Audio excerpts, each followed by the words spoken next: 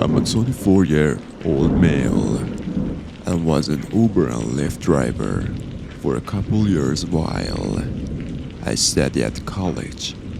I was lucky enough to own a fairly new car with great gas mileage, so driving people around was no big deal, and I always saw it was easy money. I had never been the most talkative guy though, so I usually just say hello when they get in and leave out all the awkward small talk. Most of the customers I get were older college students who needed a ride back to the dorms or out to a house party or something.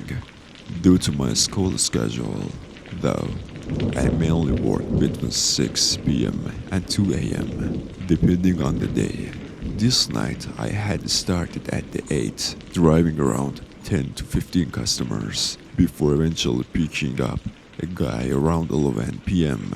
On the app, it showed his pickup location on the side of a small neighborhood road. This wasn't all that unusual, but when I pulled up to his location, I didn't see him anywhere. It was dark though, and the roads weren't very well lit. I pulled off to the side and put the car in park. Looking around, all I could see was a gate up ahead blocking off the neighborhood from regular traffic, so I couldn't go any further.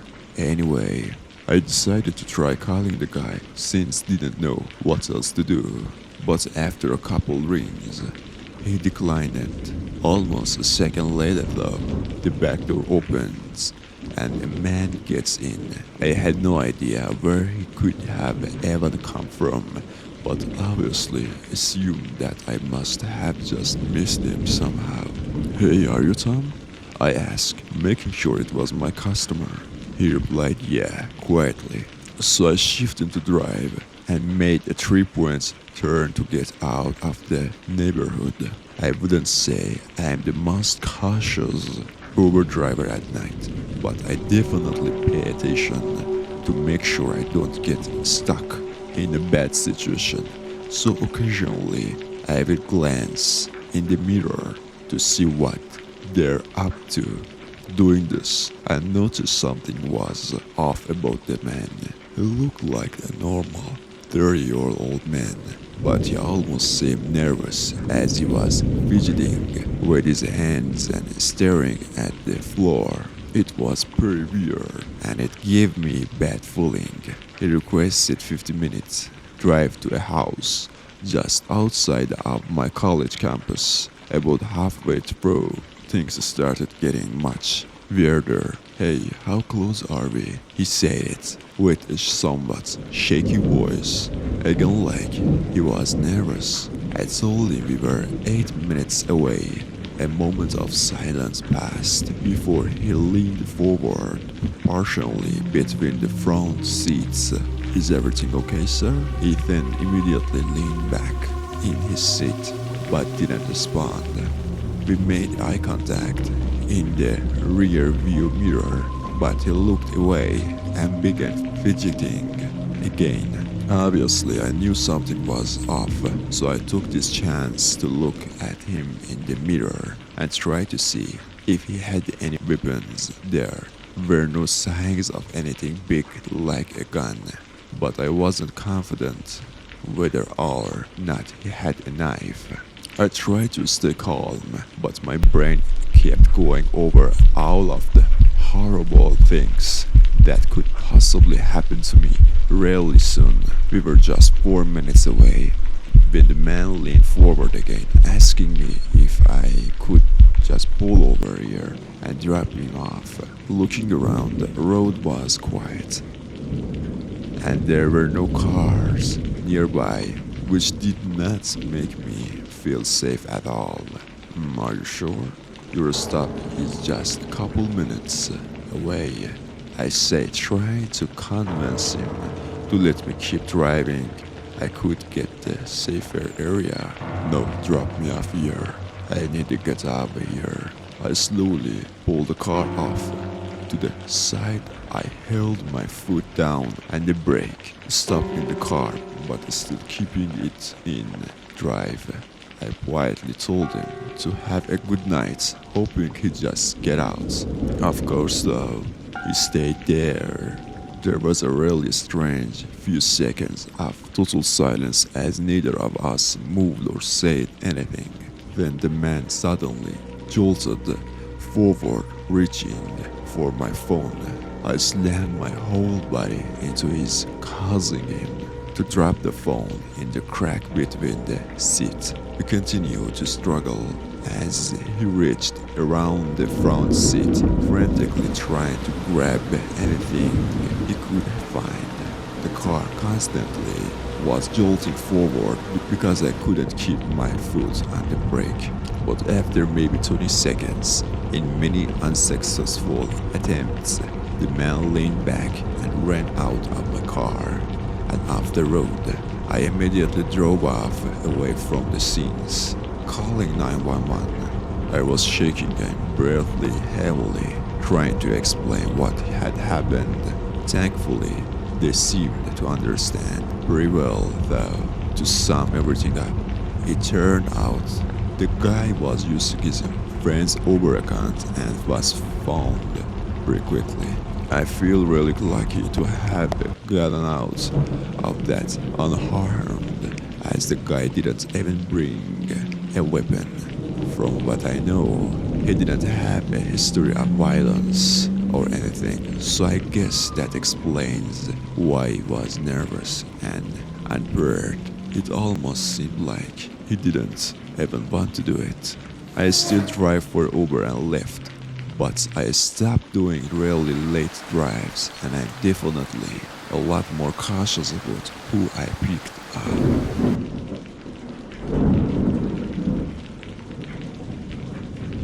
I'm a mover and truck driver for a large company that helps families move across the country. Mainly, me and a team mover will go to the house that has prepared all their stuff in boxes, and we load them up on our semi-truck along with furniture.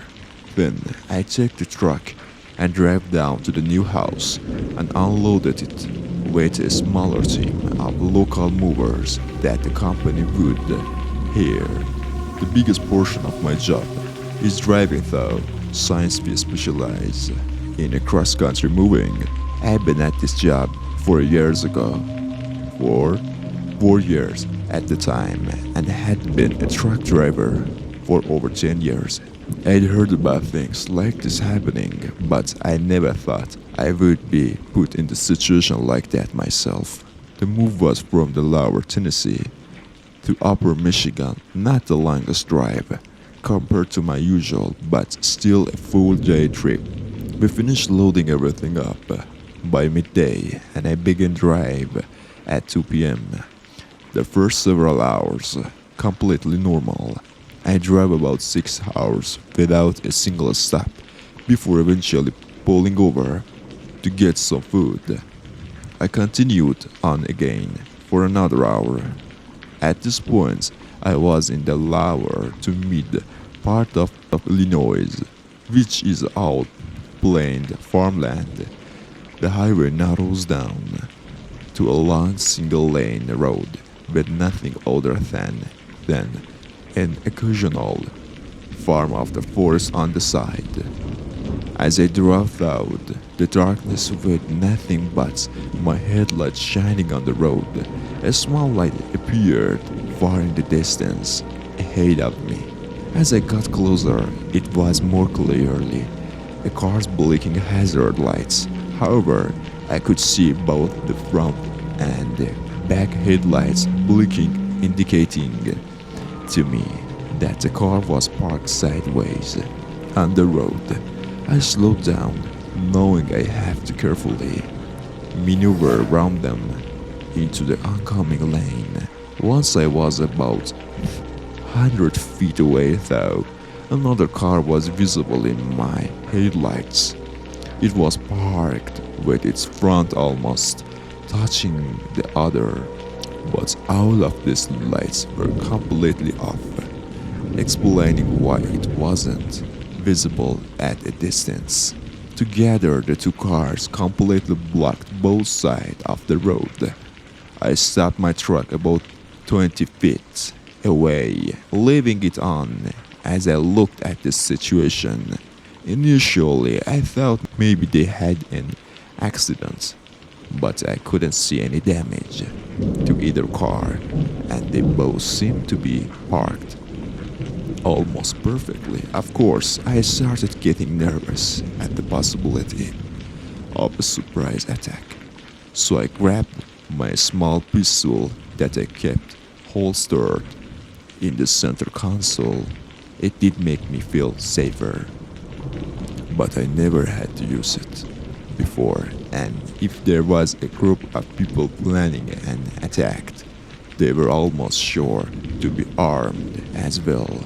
What really confused me though was the fact that the hazard lights of one of the cars was on it. Seemed like that would give away the fact that there was a roadblock, and just didn't make sense to me. I stayed in the truck and looked all around the scenes and the side of the road for any signs of someone being there, but there was no one.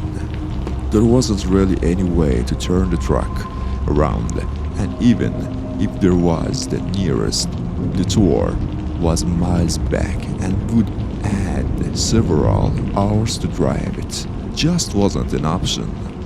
I sat there for probably 5 minutes, nervously swiveling my head around, expecting someone to come out at any second. But after not even the slightest of noises or movement, I decided to check on the cars. I was absolutely terrified, though, and even flicked the safety of my gun before leaving the truck. Once I got out, I stood right by the open door for a whole minute, hoping I'd be able to jump back inside if someone decided to jump me early. But then I slowly made my way towards the small car with the hazard on. The headlights from my truck shined through the whole inside of the car, and there was nothing unusual. It was actually really clean inside. I tested the door handle, and it was unlocked. It made me really uncomfortable that someone would leave the car unlocked in the middle of the road like this. But inside, I noticed the car was in the neutral. I looked towards the back of the car, and there was nothing but a flat field of grass. So after glancing around the area one more time, I went to the front of the car and began pushing. It only took a few seconds for it to start moving, and once it did, it continued down fairly easily. The front of the car was still slightly on the road, but there was still enough space between the two cars for my truck to fit through. But as I started walking back to my truck, I heard a loud voice yell in the distance. I turned around and could see figure down the road sprinting towards me. I ran straight for the truck and got inside. In the headlights now were two more men running alongside him with something in their hands. By the time I got the truck to start moving, they were already right by the two cars still sprinting towards me. I lined it up to go between the cars and ducked my head down slightly as I drove past them, just in case they started shooting. Thankfully, I was able to make it out unharmed and got a good distance away without any signs of them following. I tried calling the police soon after, but had no signal until 30 minutes later. When I got closer to the small town, I told them about it and said it wasn't sure if they needed help or if it was a trap, but that it felt really unsettling. There's a chance I just pushed the innocent person's car off the road who needed help, but It all seemed too well situated for that to be the case. I just don't understand why they were all so far up the road if they were planning on attack. But whatever the reason was, it may have saved me from something horrible. A nanny to amazing children for a single mother who is the owner of a very successful small business, which means she can't be home for her children as much as she wants to. The children had played this one Friday night that their mother couldn't attend. I stood in for her. The play ended at 7 and we had to hurry home so that the kids could eat and be in bed by 8:30. They usually had to wake up early for their respective sports practices. It was false, so the sun went down very early, and by the time the play ended it was pretty much pitch blank outside. I got them settled in the back seat and then we headed home. The family lived very far from the school in a really nice neighborhood where are a good walkway and you are excluded from everyone. Most of the drive is a winding road with very few street lights. There is no sidewalks and the road is so narrow that you almost can't fit 2 cars. Luckily no one really goes on this road though, as there are only really 4 or 5 residents in this particular subdivision, which is why I found it odd. When the car started trailing me real close, I thought it must be just one of the older people in the area who can't see well, so I ignored it until they turned their brights on. The speed limit was 15 the whole road. I decided to pull over so they could go around me. I wasn't able to speed up on the road like this when I could barely see. However, the moment I pulled over, they pulled over too. Panic fell over me, but my mind tried reason if they're going down. This road probably lived here. Maybe my brake light was out or something. I looked at my rear view as the man got out of the car and waved. I locked the doors as precaution and rolled down my window slightly. He approached the car with a smile. If a certain address was down the street. I didn't recognize the address, so I said no. I noted though, as he asked the question. He kept looking at the kids in the back. Obviously, this made me very uncomfortable. I told him I really had to go home and apologize. He looked disappointed. Those are some cute kids you got back there. What's your guy's name? That was the last straw. I told him goodbye and slowly started depressing the gas. Just as I started to move forward, he tried to grab the door. Then he punched the trunk and yelled after me as I drove away. The kids started to get frightened, and I tried my best to remain calm.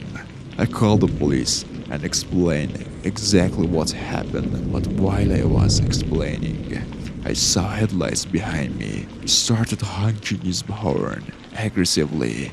The operator told me to stay on the phone and that they were sending officers. He was telling me dangerously, and I knew that if I ever tapped the brake, he would crash into me.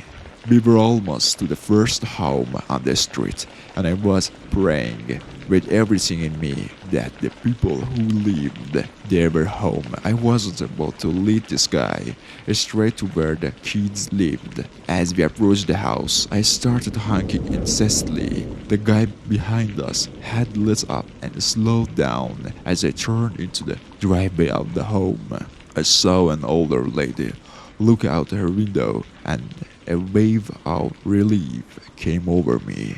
The lady and her husband came out and explained everything. And just a few minutes later, I heard police sirens in the distance.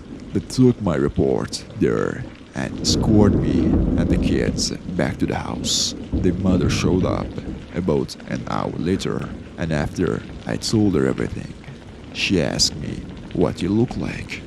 I described the man as best I could and just stood there frozen. After a bit, she finally said, "Found me." I asked, "Who?" And she replied, "My ex-husband." Apparently, several years ago, she had gotten a restraining order due to several incidents where her ex-husband tried to take her kids. So I guess this wasn't the first time things like this had happened. Thankfully though, I never had to see him again, as the police were able to find him fairly easily.